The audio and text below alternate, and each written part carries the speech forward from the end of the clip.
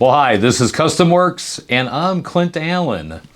And this is the number 3 in the trilogy of videos that I'm making on the DeLorean EV. In my last video, I basically stated that I was very disappointed. And I wanted to take a little while and, think about it. There's a lot of comments in there going, hey, Clint, what were you specifically, disappointed about? Well, I've taken some time, I've thought about it, and I'm going to cover in here where DeLorean is right now. Where was John DeLorean? What was his vision? The current DMC EV as launched. And, well, what would I have done that would have been a lot better than currently what is being done? So let's see where the DeLorean EV is currently.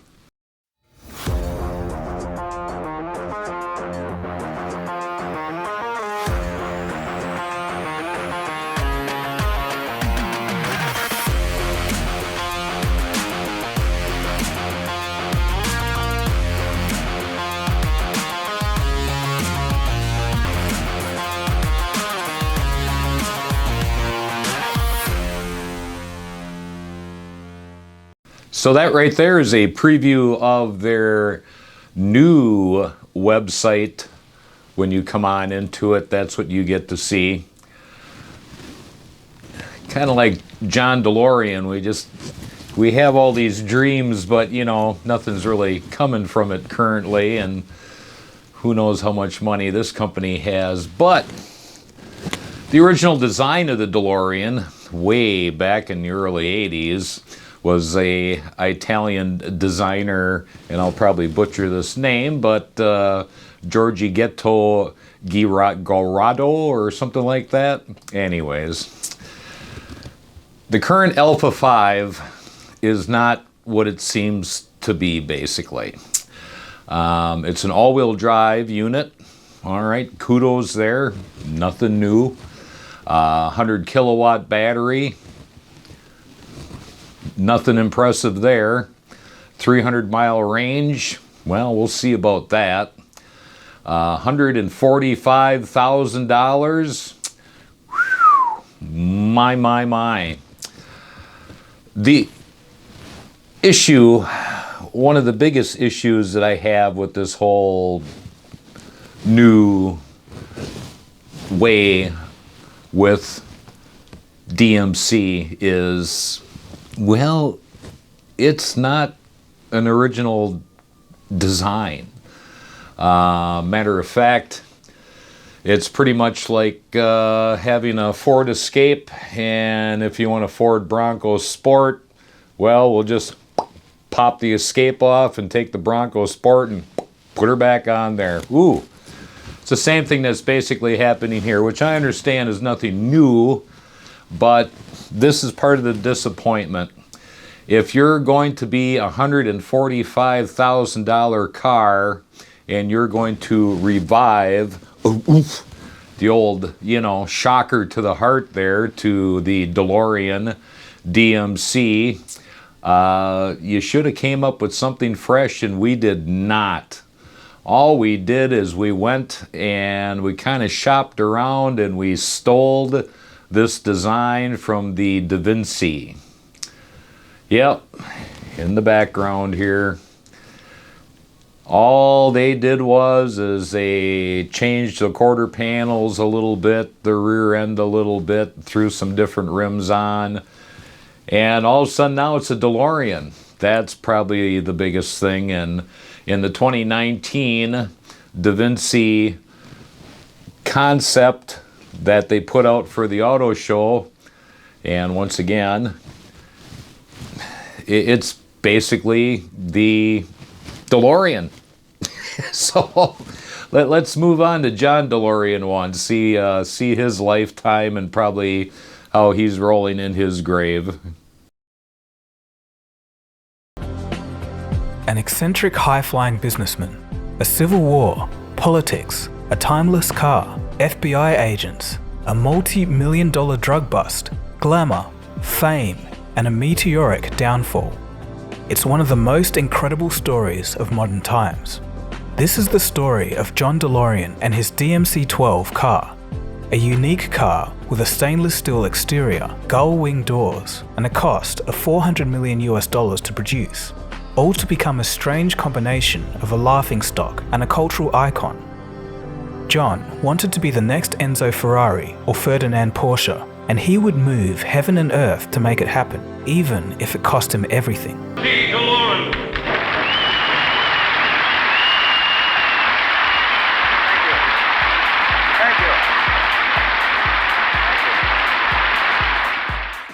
John DeLorean was the Elon Musk of the early 1980s. His high-profile management of General Motors, Pontiac, and Chevrolet divisions saw him quickly rise up the corporate ladder. In a time when executives were dull and conservative, John DeLorean was one of the first hyper-successful people in the corporate world to exhibit an eccentric life. While at General Motors in the 1960s, he demonstrated his engineering talent and quickly rose to manage the Pontiac division. At just age 40, he was the youngest to do so. John turned Pontiac from a grandmother's brand for older buyers to a muscle car by leading the legendary Pontiac GTO project. It was a risky move to put such a large engine in such a small car, and upper management were mortified, but the gamble paid off. The Pontiac GTO went on to influence the American muscle car movement. His next project, the Pontiac Firebird, was also an all-time classic. Less than a decade later, he became the youngest ever vice president of General Motors, the largest corporation in the world at the time. His jet black hair, paired with unbuttoned shirts, often violated almost all of the company's dress codes, but made him a charismatic figure in a sea of bland corporatism. He was a multimillionaire, charming, capable of influencing people, and even played the jazz saxophone. He would make his own high-profile appearances in magazines. General Motors hated the press attention as it didn't suit their image, but they couldn't complain because John's sales numbers were making them a ton of money. John was in line to become the president of the biggest corporation in the world, but instead, he chose to give a press speech highlighting the company's flaws and publicly outing executives. General Motors wasn't happy and he was forced out of the company, but this didn't faze John. Was it true that no one liked you there, John? That you were not a popular man? No, I think I got along with most of the people pretty well, although there were a few. You know, everybody in every organization has some people on your side and some against. He would leave to build his own car company, a feat that was thought to be impossible at the time.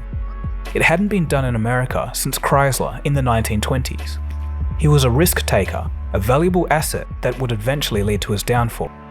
John DeLorean starting his own company would begin one of the wildest rides in automotive history. By 1973, DeLorean would break the restraint of corporate life at GM. Came to you, how would you sell me one of your cars? Very proud of our car, which essentially I think is a major engineering contribution to the state-of-the-art of automobiles. I'd sell it to you on the basis that it's a very comfortable, outstanding performance, outstanding handling. In the end, we hope that your cost of owning this car for a long time will be very, very small. The DeLorean slogan was "Live the Dream," and people bought into that dream. Consumer demand was so high that dealerships were turning people away as others slapped down $5,000 in cash as a deposit just to get in line. The number of people we could attract who said, "Can I leave a deposit for the car?" And we said, "No, we're not taking any more deposits." It got to such a point I said, "The only way we'll take a deposit is $5,000 cash, and don't bug me."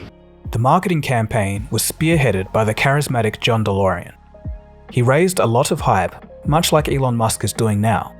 The car was so famous that even whiskey brands featured the DeLorean car to sell their whiskey.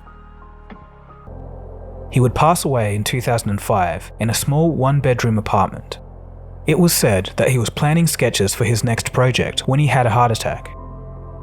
Ultimately, DeLorean Motor Company never saw the light of day again.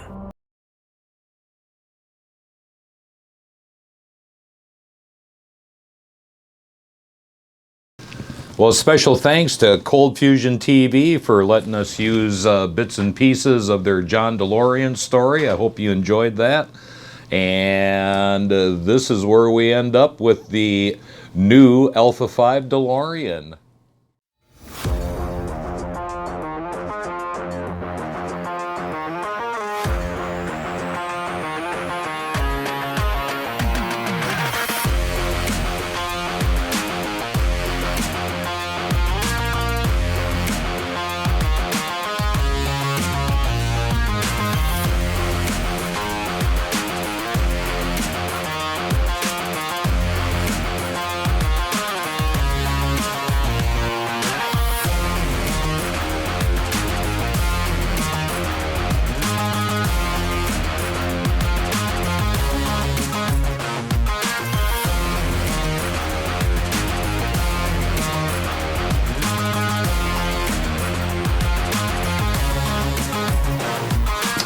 There you have it, the DeLorean Alpha 5. Now, I promised you that I was going to tell you what I would do, which I think would have made a huge difference, since they're going to produce 88 of these as the first production. And they announced this basically at the beginning of this year. And they still don't have all 88 filled. So you can buy one right now. What would I have done? Well, first off, I would have kept with DeLorean. Okay? Now here's the reason. I would have taken the original DMC, the original DeLorean. I would have actually kept the design that they came up with now with the Alpha 5, but I would have shrunk it on down, and I would have just kept her a two-seater. I wouldn't have worried about the back seat. We've got Lucid, we've got Neo, we have got Tesla. We've got all kinds of electric car companies.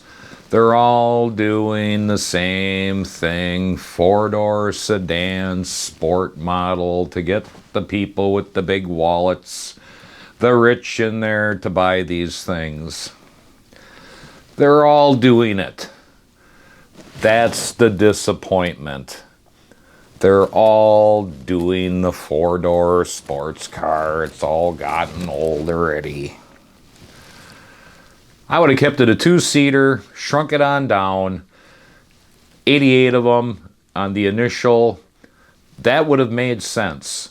I then would have gone and brought in an SUV right away. Mid-size SUV immediately. With the same design parameters. With the same interior, except obviously you'd want to throw in that third row seat and have yourself like an 8-seater. This, I think, would have put the new DMC, the new DeLorean company, on the map. They would have had people standing in line with excitement. Now, I know there's a huge price difference in what I'm talking about here, but Ford came out with the Bronco. Ford came out with the Bronco Sport. Ford came out with the Maverick. People were tripping over themselves to get these vehicles. Brand new DeLorean comes out. All you hear is birds flapping in the air and crickets chirping in the corners. Nobody's excited about this. Nobody at all is excited about this. And that's the sad part. I know they were pushing right from the beginning that, ooh, you know, expect change, expect change. Nothing is exciting about it. So, thanks for stopping in. Hit our video library for other items. And you take it easy and you have a good day.